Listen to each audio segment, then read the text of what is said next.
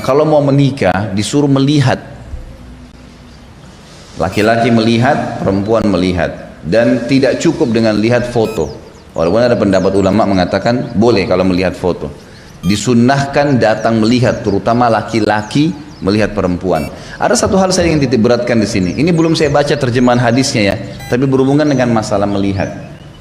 Kalau laki-laki, memang kata ulama wajib melihat. Kalau laki-laki wajib melihat. Kenapa? Karena laki-laki itu lebih cenderung dengan masalah fisik.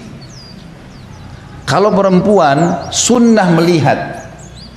Perempuan sunnah melihat calon laki-lakinya, calon suaminya. Karena bagi perempuan adalah kebaikan karakternya, muamalahnya. Ibu mungkin kalau misal ada seseorang dilamar oleh seorang laki-laki, orangnya santun, baik sekali kalau ngomong, emang terkenal keluarganya baik-baik, tapi fisiknya tidak terlalu gagah, biasalah.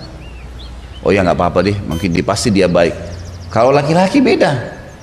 Walaupun perempuan itu cerewet, asal cantik, udah nggak masalah. Ini aja deh mah, saya mau. Ini soleh anak, enggak, ini yang cantik. Fisik beda. Makanya di sini perintah melihat bagi laki-laki itu hukumnya wajib. Nggak bisa, jangan nanti direkayasa. Sudah nak, mama sudah lihat, nggak bisa. Dia harus lihat. Pas waktu nikah, ya mah nggak seperti yang diceritain. Nah, bagaimana kira? Kan nggak boleh, harus lihat. Jadi itu perintah agama kita memang ya, dibolehkan melihat. Beberapa hadis yang akan kita pelajari ke depan ini, beberapa hadis saya bilang mungkin 3 atau lebih, semuanya berbicara tentang masalah wajibnya laki-laki melihat. Dan bagi perempuan hukumnya sunnah. Boleh dalam Islam kalau ayahnya itu orang saleh. Ayahnya orang saleh. Memang dia orangnya baik, bijaksana, bukan tipologi ayah yang kadang-kadang ego, hanya memang dia dasarnya rusak hidupnya ya, pemabuk apa segala itu tidak masuk, tapi ini orang saleh. Boleh dalam Islam. Beberapa ulama fikih mengatakan dia menikahkan anak perempuannya walaupun anak perempuannya belum lihat laki-laki itu, karena dia tahu maslahatnya. Itu sering terjadi dalam kisah para tabi'in gitu kan, orang-orang saleh dulu. Mereka kadang-kadang menikahkan, kalau dia tahu ada orang saleh, dia langsung nikahkan anaknya. Kamu mau nikah sama anak saya? Maka laki-laki itu kalau bilang iya, langsung dilamar, dinikahkan. Maksudnya disuruh laki-laki itu mengatakan iya, jadi itu tanda lamaran dia, maka dinikahkan. Banyak terjadi, seperti kasus misalnya Sa'id bin Musayyab rahimahullah, seorang ulama tabi'in. Anaknya dia perempuan itu terkenal sekali kecantikannya, hafal Quran, hafal hadis ribuan, dihormati sekali di Madinah, dan ayahnya ulama besar. Jadi tabi'in itu sudah ulama, ini pimpinannya ulama terkenal sekali, Sa'id bin Musayyab rahimahullah. Kemudian anaknya ini pernah dilamar oleh kandidat khalifah. Jadi ayahnya khalifah, ini kalau ayahnya mati gitu kan, anaknya ini jadi khalifah udah. Dan ini ayahnya sudah tua, udah 90% jadi khalifah, dan memang betul jadi khalifah setelah itu gitu kan. Melamar anak Sa'id bin Musayyib nggak diterima. Orang semua heboh, ada orang nolak. Anaknya raja, anaknya khalifah. Khalifah tahu apa, ibu-ibu sekalian? Khalifah ini bukan seperti kita presiden. Presiden itu kecil ya. Presiden itu ruang lingkupnya cuma Indonesia misalnya, Malaysia ada presidennya. Kalau khalifah enggak, semua wilayah Islam di bawah dia. Itu istilah khalifah. Jadi misalnya khalifah dulu seperti khilafah Abbasi, ibu kotanya di Irak ya. Semua wilayah Islam dulu, Jazirah Arab, Afrika, daerah Spanyol dulu gitu kan, itu semua di bawah dia. Jadi ini bukan cuman raja, bukan cuman presiden, di atasnya khalifah itu dilamar ditolak. Subhanallah. Sa'id bin Musayyib dalam sebuah kisah dikatakan dia lagi duduk di majelisnya, kemudian ada murid dia selalu hadir. Anak ini selalu bertanya, rajin, saleh orangnya gitu kan.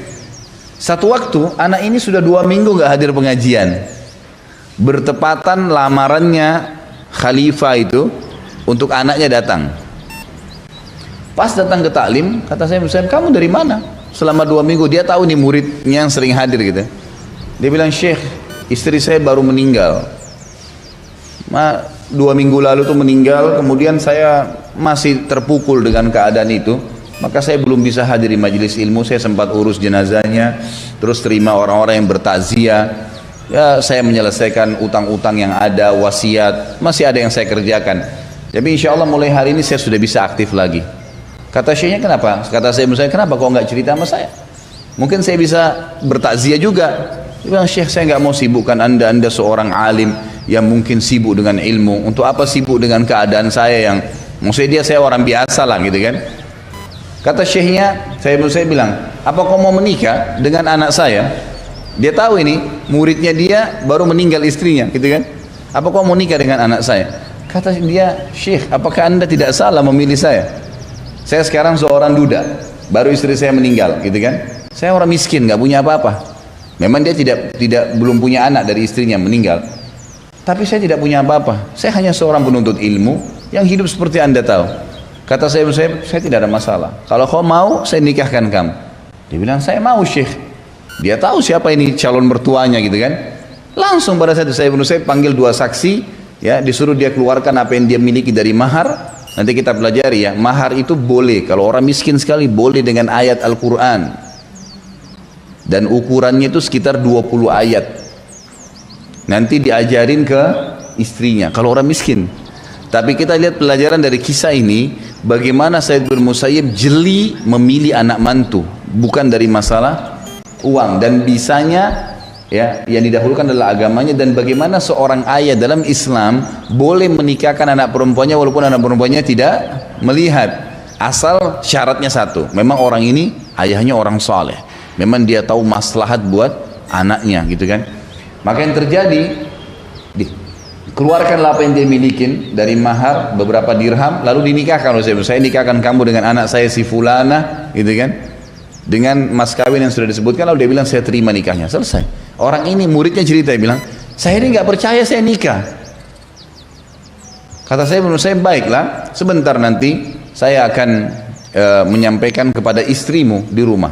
Dia pulanglah, disampaikan kepada istrinya, dan dia bilang kepada anaknya, nak, ayah sudah menikahkan kamu sama murid ayah si fulan, dan kamu sudah jadi istrinya. Anaknya karena juga penuntut ilmu, faham agama, dia tahu ayahnya nggak mungkin pilih salah.